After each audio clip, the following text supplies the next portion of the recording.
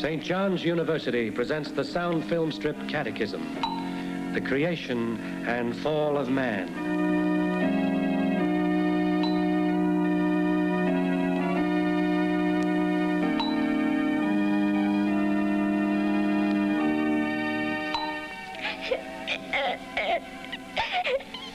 Have you ever noticed how many things there are that make us unhappy? For example, have you ever felt like this? Why can't I learn these tables without studying them so much? Why do I always have to do the dishes when I want to go out and play? Why do I have to get sick just when it's time to go swimming?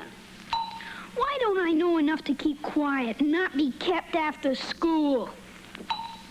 Boys and girls have been asking these questions almost since the world began. That's because the trouble started way back just after the world began.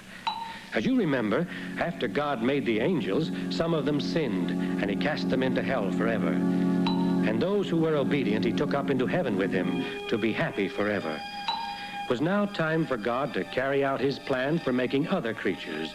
But before he made them, he had to make a world for them to live in, because, unlike angels, they were to have bodies. At that time, there was nothing but darkness where the world is now, so the first thing that God said was, "Let there be light."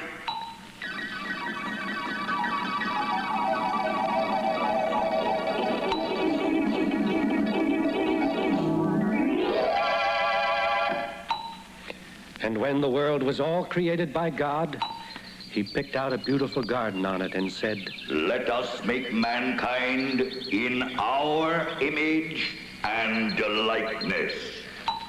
And God formed man out of the dust of the ground and breathed into his nostrils the breath of life, and man became a living being. God called this first man Adam. A little while after that, God put Adam to sleep, and while he was sleeping, he took one of Adam's ribs and made it into a woman. That first woman was Eve, and Adam and Eve were our first parents. And God wanted Adam and Eve and all their children and grandchildren to live in this beautiful garden and use everything to help them get to heaven. All the beautiful birds and animals were there, and none of them was afraid of Adam and Eve or would hurt them. Without planting or working, they had all kinds of good things to eat. God made them extra smart, and they knew things without having to study them. They were so good that they would never get angry at anything. They would never feel pain or be sick. They never had to die and be buried in the ground.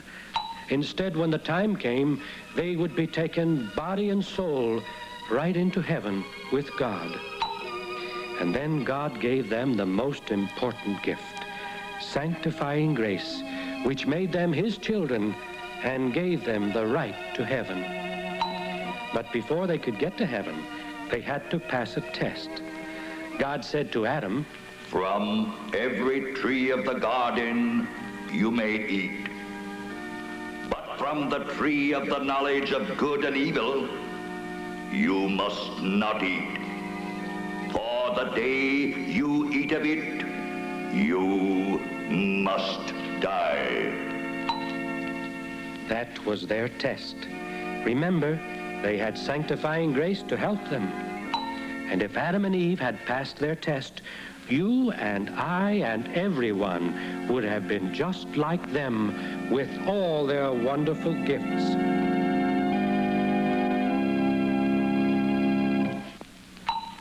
Now the bad angels knew all this and were jealous. These new people on earth are going to take our place in heaven. We must do something about that. I will go to see them. Did God say you shall not eat of any tree of the garden? Of the fruit of all the trees in the garden we may eat, but of the fruit of the tree in the middle of the garden, God said, "You shall not eat of it, neither shall you touch it, lest you die." No, you shall not die. For God knows that when you eat of it, your eyes will be opened, and you will be like God, knowing good and evil.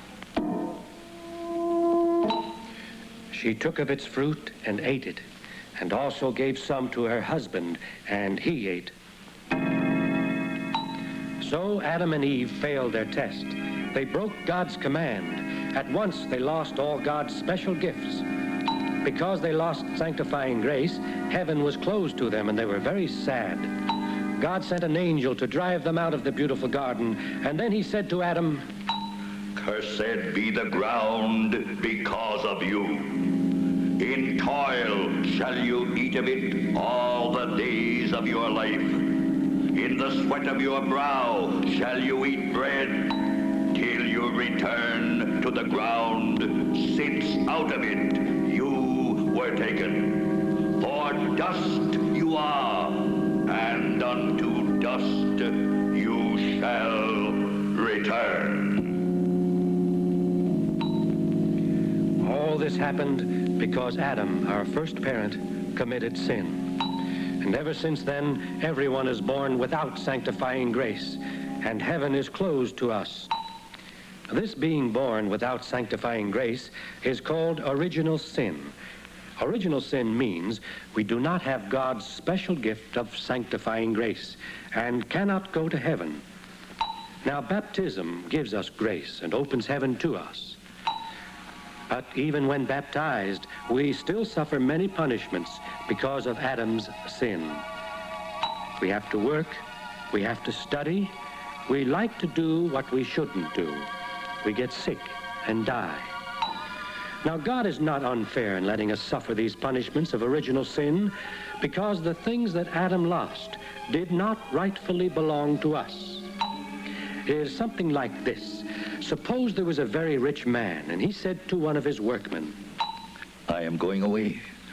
I want you and all your children and grandchildren to live in my beautiful house. You and your family may use everything you want. I want you to be happy.